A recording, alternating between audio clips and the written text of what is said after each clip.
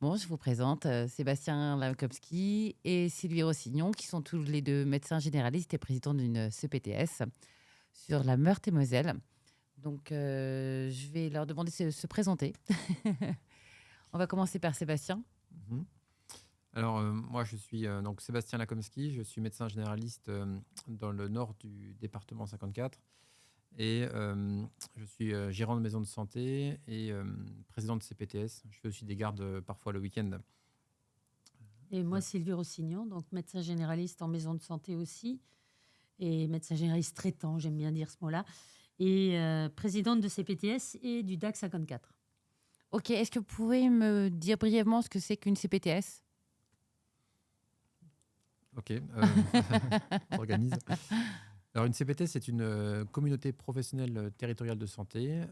C'est une association de loi 1901 qui fédère un maximum de professionnels de la santé et du social autour de projets. Donc on a 4 missions principales. La première, c'est l'accès aux soins. Donc, c'est accès aux soins, c'est-à-dire à un médecin traitant, à un kinésithérapeute ou à d'autres professionnels de santé. Donc, à nous de trouver des solutions pour favoriser cet accès aux patients qui n'ont pas de médecin traitant. Il faut aussi, dans cette partie 1 dans la première mission, on doit aussi trouver des solutions aux gens qui viennent pour des soins non programmés. Donc là, à nous de trouver aussi des systèmes pour qu'ils puissent y accéder rapidement, dans les 48 heures au mieux.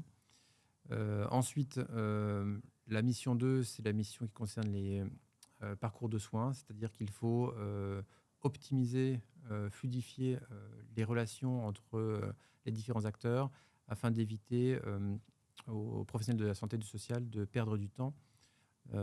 Par exemple, éviter un médecin généraliste d'appeler le standard d'un hôpital. Ça ne devrait plus arriver. Ou par exemple, favoriser les relations entre les infirmiers libéraux et les médecins ou les infirmiers ou les pharmaciens. La mission 3, c'est tout ce qui est champ de la prévention. Les CPTS ont des financements annuels par l'assurance maladie et par contractualisation, qui s'appelle ACI. Et ça nous permet d'avoir des financements pour les actions de prévention. Donc, ce sont des financements qui arrivent directement sur le territoire. La prévention, on le dit toujours, est mal valorisée. Là, ça permet d'apporter des financements pour porter d'autres actions de prévention sur ce qu'on veut, parce qu'on a vraiment une certaine liberté dans nos actions et toujours en équipe. Et la 4e mission, c'est le champ de la prévention ou de la prise en charge des crises sanitaires, qui peut correspondre par exemple à un EHPAD qui prend feu. Qu'est-ce qu'on fait? Comment on s'organise? Comment on gère les patients et les résidents? Voilà ce que c'est une CPTS. Ok. Je sais pas si vous voulez ajouter quelque chose. Sylvie? Non, c'est bien. C'est bien. Parfait. Oui, oui. Sylvie, quelles sont tes relations avec StanPro et la CPTS en fait? Alors moi, c'est des relations très anciennes. Hein. Je ne sais même plus quand est-ce qu'on a commencé. Vers 2013, un truc comme ça, je crois. Donc en tant que médecin généraliste. Et par rapport à la CPTS, j'ai continué avec StanPro parce que l'objectif, c'était de résoudre le problème des soins non programmés. Et moi, j'appréciais beaucoup à StanPro les situations douteuses, la façon dont StanPro gérait ces situations-là, c'est-à-dire douteuses. Est-ce que c'est une urgence? Est-ce que ça n'en est pas une? Et bien souvent, StanPro a réussi à m'éviter des situations catastrophiques en filtrant correctement les appels.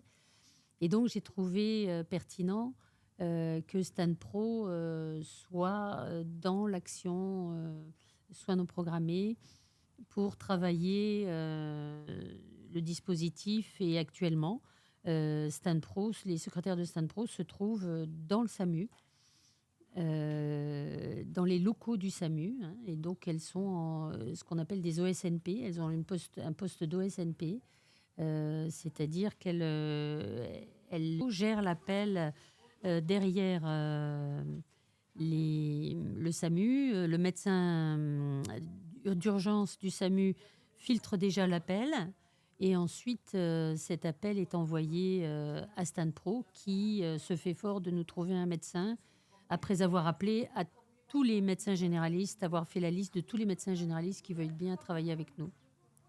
Ok. Sébastien? Alors, de manière complémentaire, nous avons aussi les mêmes télésecrétaires qui sont OSNP, donc opératrices de soins non programmés, au sein du SAMU, qui, elles, sont un projet particulier. C'est-à-dire que je me suis aperçu qu'en cabinet de médecin généraliste, parfois, j'avais trop de patients. Je suis dans un désert médical, donc il y a trop de patients, ou parfois je pourrais être indisponible. Et à ce moment-là, que font les patients qui ont besoin de soins? Eh bien, en contactant la plateforme StanPro, ils peuvent avoir accès à de la télémédecine assistée et augmentée. Donc, assistée par une infirmière libérale. Il y en a une vingtaine qui sont formés, qui viennent donc faire de la téléconsultation avec un médecin d'un département voisin. Et augmentée, c'est-à-dire qu'elles peuvent, le médecin en question, grâce à l'infirmière, a accès à un stéthoscope connecté, un otoscope connecté, et également peut en fait avec son téléphone avoir une caméra pour regarder en intrabuccal sur des plaies. Donc il y a une articulation en fait entre le travail de consultation, le box, on appelle un spot de téléconsultation assistée, et un troisième médecin qui est, lui, qui vient occasionnellement uniquement pour les soins non programmés.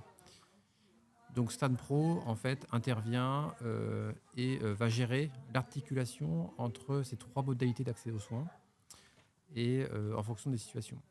Je suis disponible, on remplit d'abord mes créneaux. Je suis indisponible, on remplit les créneaux de téléconsultation. Après, voilà, il faut que tout le monde y trouve son compte aussi. C'est-à-dire qu'un médecin qui vient donner de son temps, c'est un médecin retraité, qui vient donner de son temps pour des soins programmés, il ne faut pas qu'il vienne et qu'il voit, j'exagère, 4 patients. Donc il faut trouver un équilibre.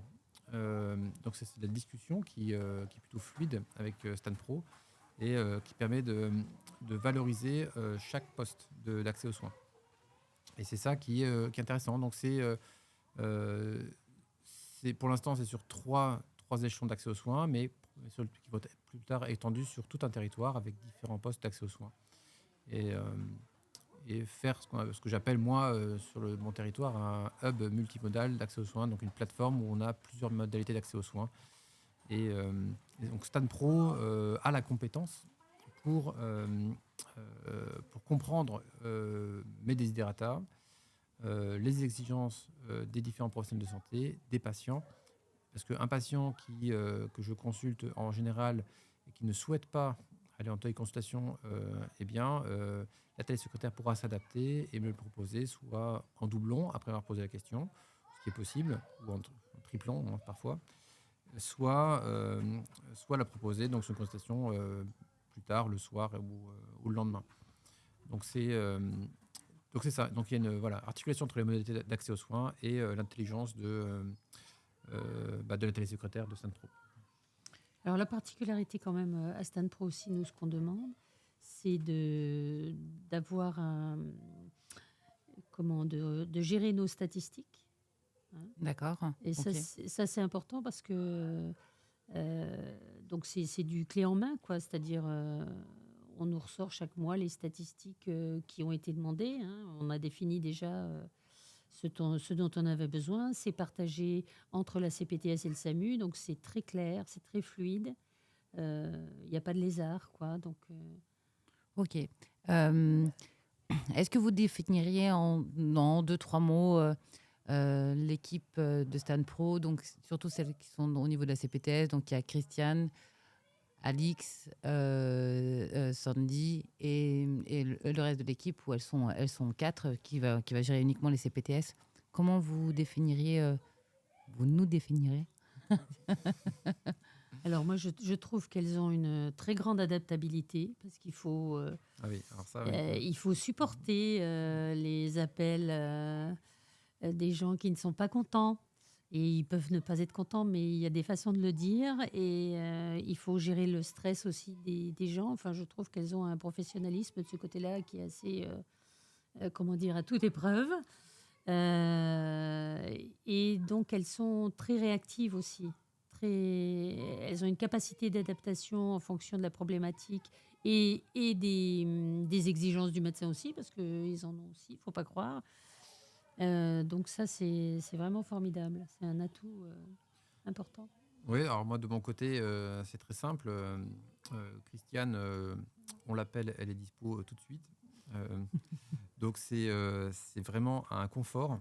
Et après, lorsque j'ai parlé du projet donc de Hub, eh bien, on m'a demandé effectivement, on retrouve cette grande adaptivité parce que on m'a demandé de venir. Il y avait déjà une personne, je n'ai rien demandé, il y avait déjà une personne qui était dédiée à cela. Et j'ai pu parler de mon projet à plusieurs télésecrétaires. Et on a trouvé une écoute. Les questions étaient pertinentes.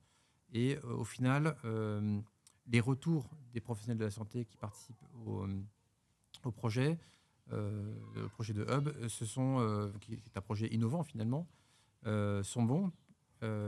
Lorsqu'il y a des soucis, c'est traité immédiatement. Il n'y a pas de lézard, hein, comme tu dis. C'est vraiment que c'est fluide en fait. On arrive à facilement trouver des points d'accroche ou des points pour améliorer le système. On retrouve bien la volonté, le dynamisme de faire bien et de faire mieux, mais toujours à l'écoute des exigences ou des demandes des professionnels de santé. Donc ça, c'est vraiment un plus.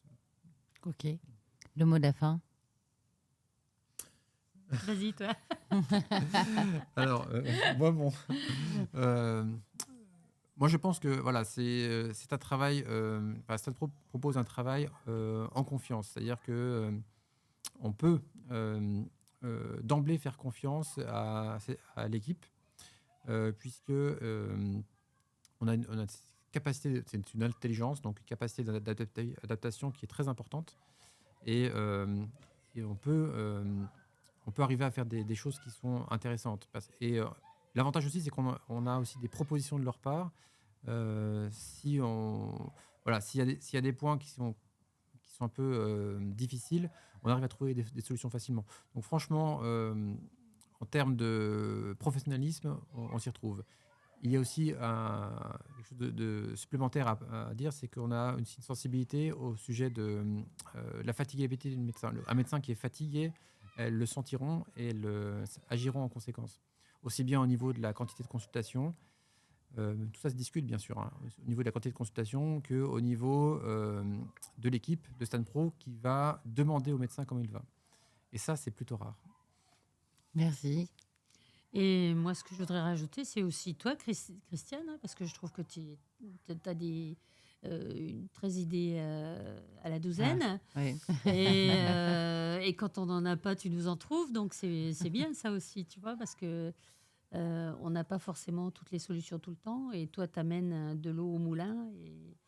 Et c'est ça qui fait fonctionner aussi le système.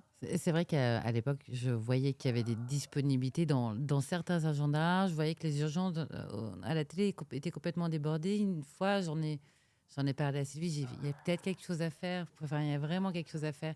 Et c'était avant qu'une jeune femme meurt à Strasbourg, oui. Ouais, et après, on s'est rappelé, t'as vu ce qui s'est passé? Il y a vraiment quelque chose à faire. Et après, donc, est née la CPTS de Sylvie, mais je vous adore tous les deux parce que j'aime bien. On a toujours des idées à 100 à l'heure, c'est sûr. Et c'est sûr qu'on a une capacité où j'ai une équipe aussi, il faut pas l'oublier. Il y a moi, mais il y a vraiment les équipes où on a Estelle, on a Alix, on a Erika, on a Maëva qui s'occupe de nous aujourd'hui. Qui sont au départ qui sont simples télésecrétaires qui ont monté en échelon mais que j'adore quoi. Enfin, je vous adore tous quoi, mais vraiment merci, ça m'a fait évoluer.